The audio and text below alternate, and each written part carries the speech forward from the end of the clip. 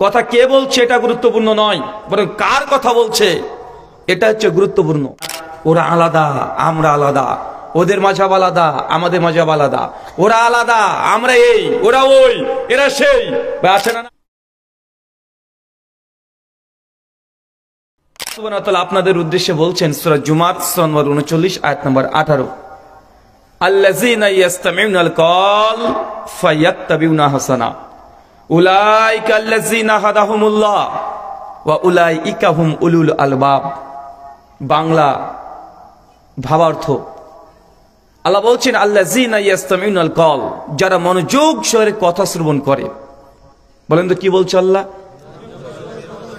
তার মানে কথা শুনতে হবে। এটা কে বলছে? আল্লাহ সুবহানাহু ওয়া তাআলা বলছে। কাদের বলছে? এই মানুষ জাতিকে উদ্দেশ্য করে। আল্লাযীনা ইয়াসতামিউনাল কওল, যারা মনোযোগ সহকারে কথা শ্রবণ করবে। তার মানে বোঝা গেল কোরআনের দাবি আপনাকে কথা শুনতে হবে। আপনি দূরে বসে থাকবেন, এটা মূলত কোরআনের উপরে আমল করার ব্যক্তি আপনি হওয়ার দরকার ছিল, কিন্তু আপনি দূরে আছেন। তাহলে কোরআন মাজিদের এই আয়াতকে আপনি ইগনোর করছেন জাস্ট। কারণ আল্লাহর দাবি কোরআন শুনতে হবে, কথা শ্রবণ করতে হবে। কথা কে বলছে এটা গুরুত্বপূর্ণ নয়, বরং কার কথা বলছে এটা হচ্ছে গুরুত্বপূর্ণ। একটা অমুসলিম হিন্দু এসে যদি বলে আপনাদের আশেপাশে যে ভাইজান কি ব্যাপার আপনারা মদ খাচ্ছেন, অথচ আমরা জানি ইসলাম ধর্মে মদ খাওয়া নিষিদ্ধ, আপনাদের কোরআনে মদ খাওয়া হারাম করে দিয়েছে। কোন হিন্দু পণ্ডিত যদি এসে বলে কথা, ভাই কথা ঠিক আছে না ভুল আছে? লোকটা কিন্তু হিন্দু, হোক হিন্দু সেই, কিন্তু কথা তো কোরআনের বলেছে, কথা তো হাদিসের বলেছে। একজন অমুসলিম ইহুদি খ্রিস্টান সেও যদি বলে যে মুসলমান আজকে তোমরা সুদ খাচ্ছ, অথচ তোমাদের নবী বলেছে কেউ যদি জেনে বুঝে 1 টাকা সুদ খায়, মায়ের সঙ্গে জেনা করলে যে পাপ, আপনি একাই সে পাপ করছেন। হোক লোকটা ইহুদি, লোক খ্রিস্টান, হোক সে হিন্দু, কিন্তু কথাটা কার? কথাটা আল্লাহর নবীর।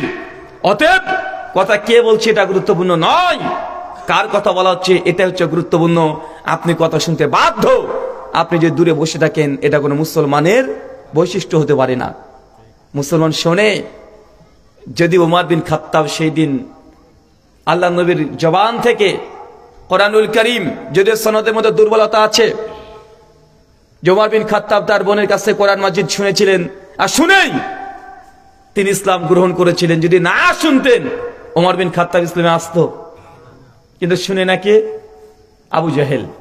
কে শোনে না? আবু জাহেল তার সঙ্গভঙ্গকে বলতে, খবরদার মুহাম্মদের মজলিসে কেউ যাবে না, কারণ ওর কাছে যে কোরআন শুনে সে তার ধর্ম গ্রহণ করে নাই। আমাদের 360 মূর্তি সবগুলোকে পরিত্যাগ করে দেয়, অতএব কেউ মুহাম্মদের মজলিসে তোমরা যাবে না। তো এরকম আচরণ কাদের কথা বলেন? কাদের আচরণ এগুলো? এগুলো অমুসলিম আবু জাহেল মার্কা কিছু মানুষ আছে, তারা এমন করে। কিন্তু কোরআনের দাবি আল্লাযীনা ইয়াসতামিউনাল কওল, যারা মনোযোগ সহকারে কথা শ্রবণ করে। যদি আপনি হেদায়েত পেতে চান, আপনাকে কোরআনের মজলিসে আসতে হবে, শুনতে হবে। ফাআহসানা, শোনার পরে বক্তার প্রত্যেক কথাকে যে আপনি গ্রহণ করবেন এমনটা নয়। কোনটাকে গ্রহণ করতে হবে? ফায়াত্তাবিউনা হাসানা, অনুসরণ করবে, ইত্তেবা করবে, আনুগত্য করবে, মেনে নিবে, গ্রহণ করে অ্যাকসেপ্ট করবে। হাসানা, বক্তা যে কথাগুলো ভালো ভালো বলেছে সেই কথাগুলোকে তুমি গ্রহণ করে নিবে। তার মানে ভালো কথা, আহসান কথা, এটা আপনাকে গ্রহণ করতে হবে। বক্তার প্রত্যেক কথা গ্রহণ করা যাবে? যাবে না। এবং সমস্যাতে এটা যে হুজুর আহসান মানে উত্তম কথা কোনটা, কিভাবে বুঝবো যে এটা উত্তম কথা, এটা উত্তম কথা নয়? উত্তম কথা এটা নয় যেটা আমি ব্যাখ্যা করব, উত্তম কথা ওটাই যেটা কোরআনুল কারীমে আছে, যেটা হাদিসে মুবারাকাতে আছে। অনেক মানুষ তো অনেক রকম ব্যাখ্যা করতে পারে না? অনেক মানুষ নিজের ব্যাখ্যা নিজের মনের মতো ব্যাখ্যা করছে, কিন্তু আল্লাহ তার জন্য বলছে ইয়াত্তাবিউনা হাসানা, তুমি বক্তার কথা শোনার পরে সেই কথাগুলোকে গ্রহণ করবে যারা উত্তম কথা, আহসান ভালো কথা। ভালো কথা কোনটা? নিশ্চয় আমার কোনো ব্যক্তিগত তাফসীর এটা ভালো নয়। আল্লাহ নবী কি বলছে দেখেন, সহিহ মুসলিম কিতাবুস সালাত হাদিস নাম্বার 850, আল্লাহ নবী বলছেন ফাইন্না খায়রাল হাদিসি কিতাবুল্লাহ, শুনে রাখো সবচাইতে শ্রেষ্ঠ কথা দুনিয়াতে কিছু যদি থাকে সেটা কিতাব আল্লাহ, আল্লাহর কিতাবের কথা। কার কিতাব? তার মানে বক্তার কথা।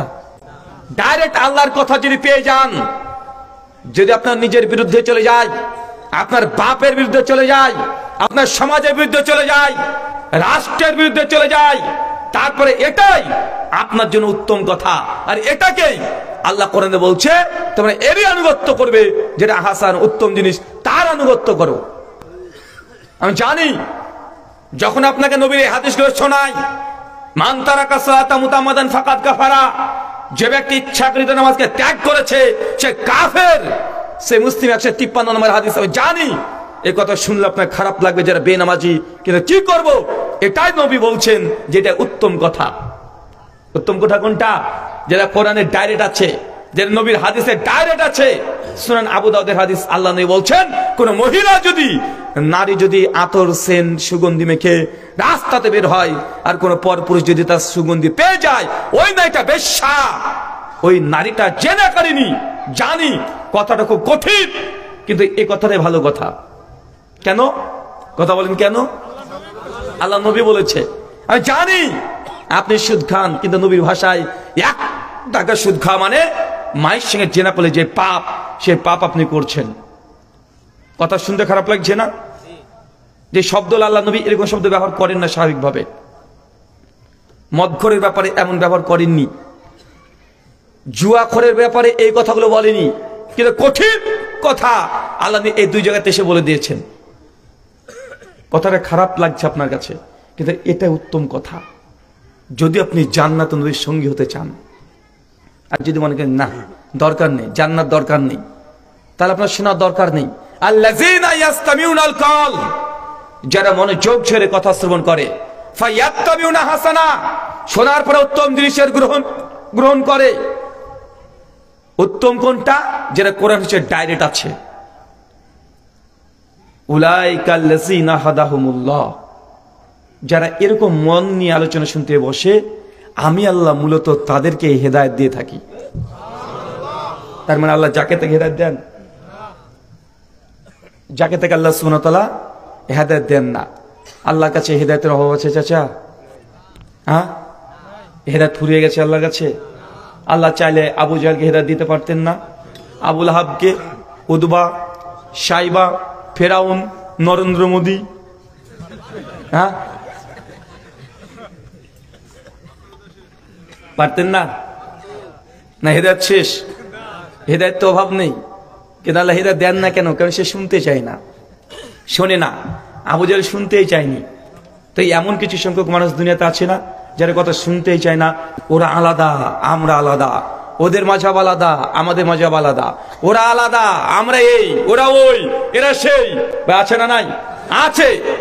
যদি কোনো অমুসলিম হিন্দু বা খ্রিস্টান যদি মনে করে যে না ওরা তো মুসলমান, ওদের কোরআন পড়ার দরকার নেই, ওদের হাদিস পড়ার দরকার নেই, ওদের হুজুরদের বক্তব্য শোনার দরকার নেই, তাহলে একটা হিন্দু মুসলিম হতে পারবে?